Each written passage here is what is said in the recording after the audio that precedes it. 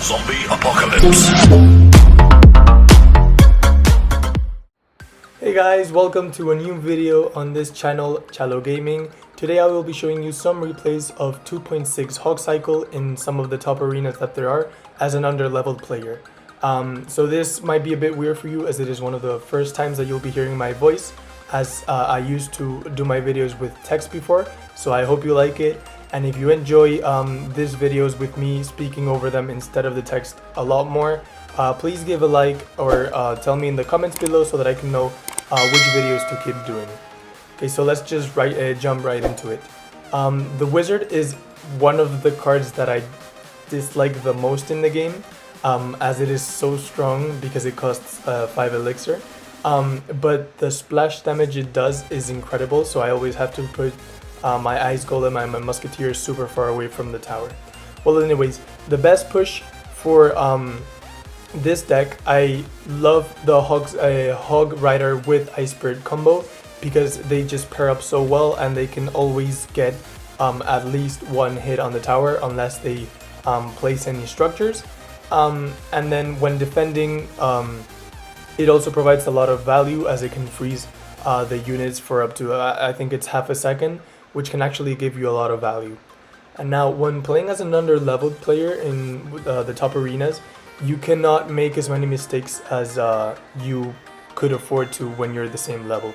For example, here I miscalculate and his Dark Prince actually gets the charge into my tower. But it's not a big problem, as I just need to be extra careful for the next pushes that he makes. I'm free to use the log on his Karmi, as he doesn't have any other loggable cards. And right now I don't know that he has Minion Horde because he hasn't played it yet, so I decide to fireball the wizard in the back, as I was getting filled up on elixir and I wanted to get some value. And then this attack with the cannon, against a higher level Hog Rider, a cannon with Ice Spirit or with skeletons can get you can shut down the push for an equal amount of elixir. But if the Hog and the cannon were the same level, you could just shut it down with the cannon for a positive 1 elixir trade if it wasn't accompanied by anything. And here, as I don't want the wizard to get some splash damage on my tower, I decide to put the ice golem in front of the musketeer to support it, and then just send a Hog Rider with Ice Spirit combo, which manages to take down the tower. So all I have to do now is defend for 15 seconds, and since I used my fireball, he decides to send a minion horde. But since this cycle is so quick, I managed to cycle back to another fireball and just finish it off. You'll really see how fast this deck is in another replay that I have, which is against a 3 musketeer deck, which is this one actually. So I have to use my fireball against his 3 musketeers and the elixir collector that he has. But since our cycle is so quickly, you can afford to do so. So here he overcommits in defense. He wastes a mini P.E.K.K.A. and a knight, which we can just take care of with our musketeer, some skellies, and the ice golem just to protect our musketeer.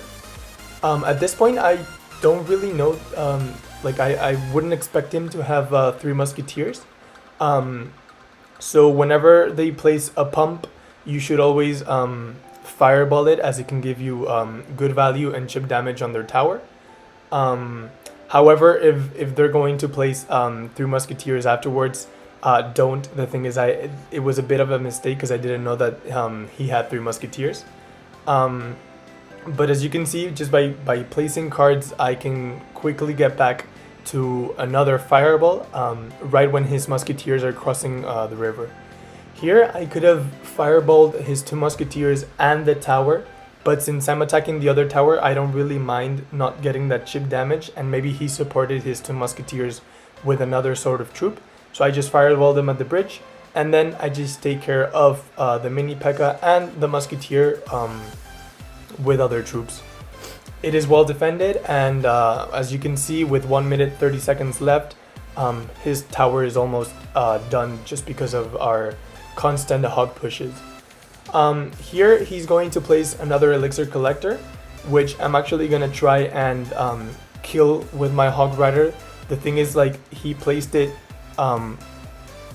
right at the same level as the towers, so I'm forced to fireball it and the Ice Wizard. Would I have I don't know if I would have fireballed it if the Ice Wizard wouldn't have been there, but as I thought it gave me good value, I decided to go for it and then just cycle my cheap cards to get back to another fireball. Here he supports his 2 Musketeers, which actually gets me good value as I can fireball them and the knight will just be useless.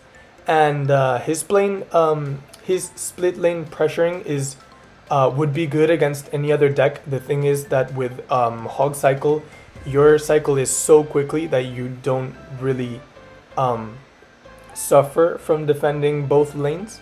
And here I accidentally sent a Hog Rider because I didn't know that he was going to play the 2 Musketeers, but I fireball them as well. And then I just defend as I did before. The log can be very good in defense, especially if you can use it freely and are not playing against log bait, as it gets a bit of damage as well as it pushes back the units. So here we just finish it off with a spell, as you should do, and we'll jump back into the third game. So here he has the skin tower that is pretty cool, and he's gonna start off with an Electro Wizard and an Inferno Dragon pretty aggressively. So I decided to take it out with this, just a Musketeer and a nice Golem in front of it. And since I know that he's low on elixir, I can just try and finish. If I finish off this Firecracker quickly, I should have pushed with my Hog Rider the other lane, as I knew that he didn't have any elixir. But instead I just placed my Hog Rider there in order to activate the King Tower, which in the rest of the match you will see provides me huge value against especially a kind of log bait deck.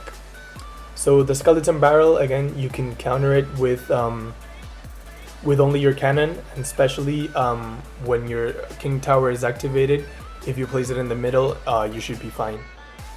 So here I go again with a Musketeer and some Skellies in front of it in order to save the Musketeer, but this is when I figure out that he has Fireball and that his Fireball actually kills my Musketeer in one hit. So I send, this push is very good as the Ice Golem tanks for the Hog Rider, then the Ice Spirit freezes all the units around, and once the Ice Golem dies, it just slows down the tower and everything around it, allowing the Hog Rider to get more hits. And now he sends a combo of a Firecracker with the Skeleton Barrel, which we managed to just shut off with a cannon, and then the Musketeer to take care of the Firecracker. And then we'll just wait for his response here. So he sends an Inferno Dragon, and in this case we can just shut it down with some 1 elixir Skellies, as the Elixir Dragon doesn't do well with low HP units. He decides to arrow them, which was not really a good idea, as he overspent elixir on trying to get his Inferno Dragon to connect to the tower, which allows us to build up this massive push. But we didn't go with the Hog Rider in the end, because he fireballed it, which was a very good play by his part. Then again, I don't really want to put a Musketeer against the Inferno Dragon, as he can kill it with the Fireball alone. But the Ice Golem does well in kiting it, as the Inferno Dragon has to shoot when it is stopped, and it just resets its damage every time it has to move again. Here we defend very well. The thing is, if we would have had the same levels, I would have just placed an Ice Golem instead of the Musketeer, as the Ice Golem's death damage kills the skeletons. But since we didn't have, we had to overcommit, which is fine, because it isn't. You should always try and get positive elixir traits, but when you can't and you're playing against a higher level, it's very difficult to actually get them.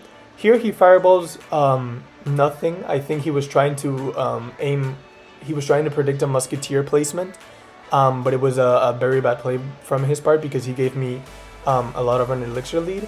And then he tries to split lanes, but the Musketeer stays there to just help out, shoot the barrel out of the sky. And then I decide to fireball the Inferno Dragon and the Firecracker as it gave me good value, and then just one final push with the Ice Golem, Hog Rider, and Ice Spirit, which manages to get one hit, and after I defend this, I can just fireball his tower and win the game.